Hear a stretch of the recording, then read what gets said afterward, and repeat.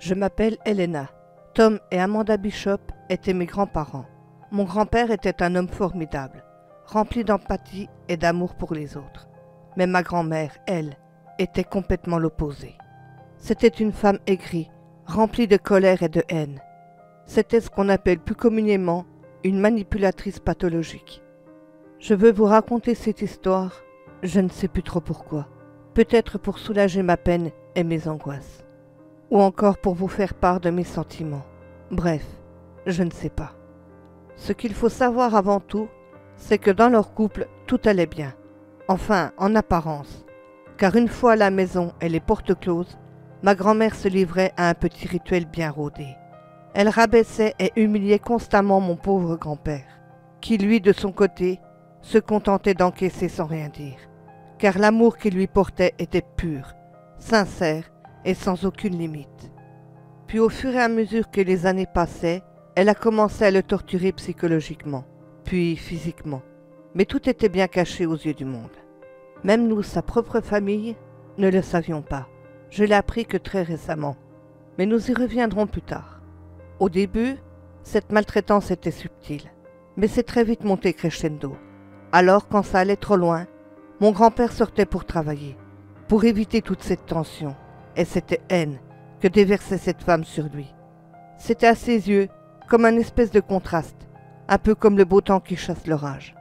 Par malchance, ma vie était devenue beaucoup plus active. Le travail, mon mari, mon fils Théo, âgé de seulement 4 ans.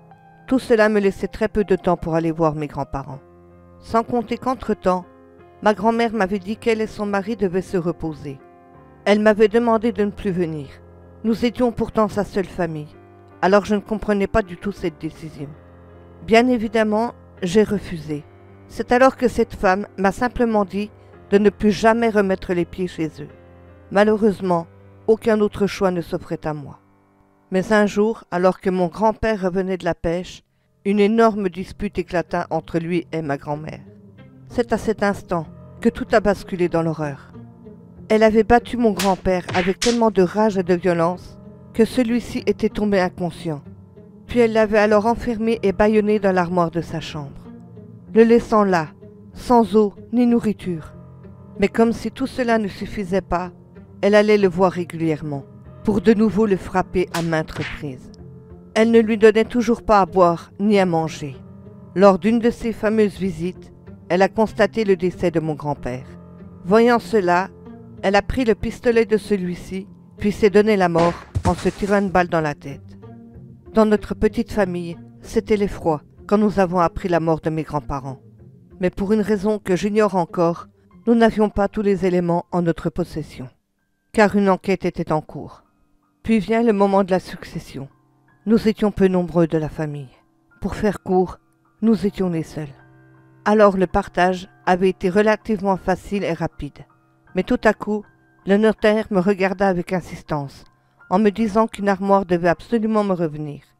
De plus, je devais la mettre dans ma chambre, car dans celle-ci était gravé « Donnez l'armoire à ma fille Elena ». Je ne comprenais pas pourquoi, mais j'ai accepté. Quand tout fut terminé, j'ai donc ramené la fameuse armoire chez moi, puis je l'ai inspectée. C'est à ce moment-là que j'ai vu les gravures inscrites à l'intérieur de celle-ci.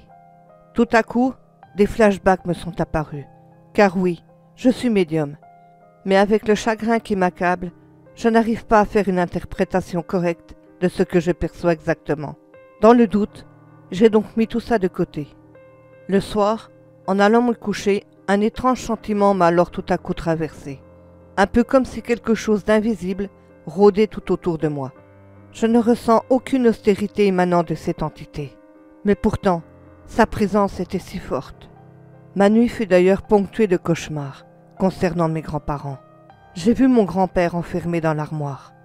Quand je me suis levée au petit matin, j'étais complètement vidée de mon énergie, comme si quelque chose m'avait complètement démunie de celle-ci.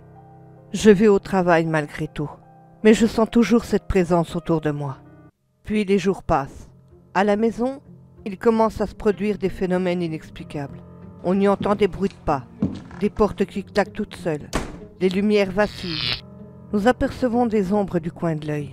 Sans compter que mon fils Théo a un ami imaginaire depuis que j'ai ramené l'armoire chez moi.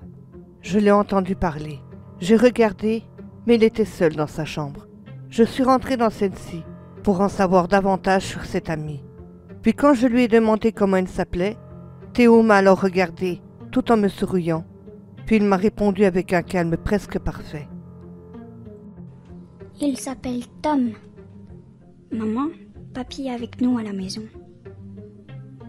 J'étais bouleversée, comme jamais je ne l'avais été auparavant. Quand je suis sortie de sa chambre, ce sentiment étrange refait de nouveau surface. Mais cette fois, celui-ci est bien plus caractérisé qu'auparavant. J'ai clairement ressenti mon grand-père. Je suis vite allée dans ma chambre, je me suis allongée sur le lit, puis j'ai attendu qu'il communique enfin avec moi. Celle-ci fut à la fois terrifiante, mais en même temps très constructive.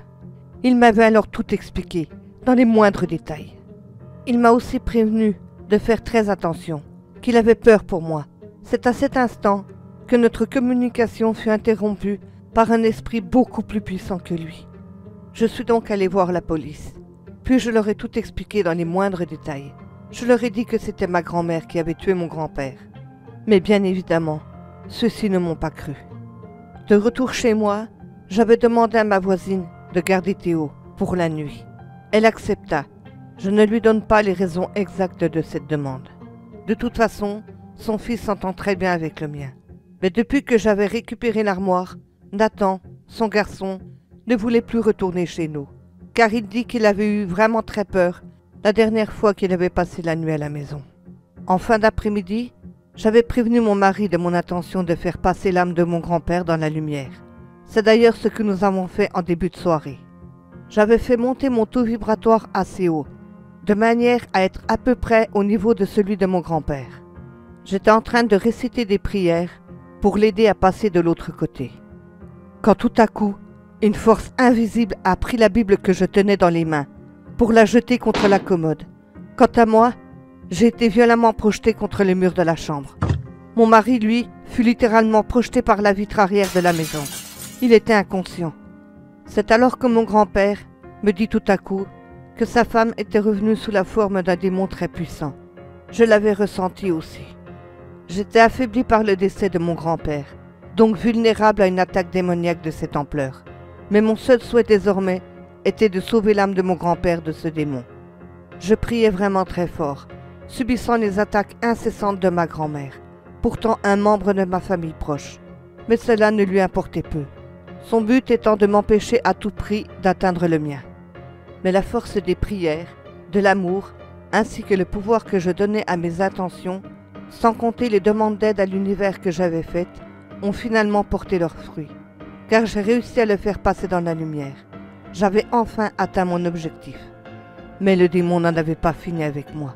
Je venais de subir un lourd combat contre le mal, sans compter toute l'énergie que j'avais dépensée pour sauver mon grand-père.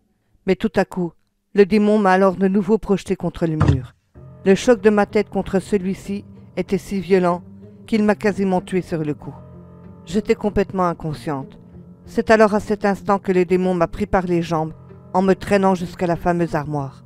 Mais avant, il m'avait regardé droit dans les yeux en me disant « Tu vas maintenant crever à ton tour dans cette armoire, tout comme ton fichu grand-père avant toi.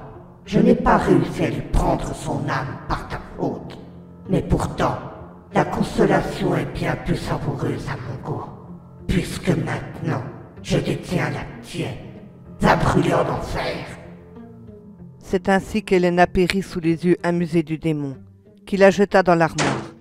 Son mari fut retrouvé sain et sauf. Même s'il n'avait pas pu sauver sa femme, il était pourtant si fier d'elle, car Helena avait sauvé l'âme de son grand-père qu'elle aimait tant. Elle avait sacrifié son âme pour sauver celle de la pureté.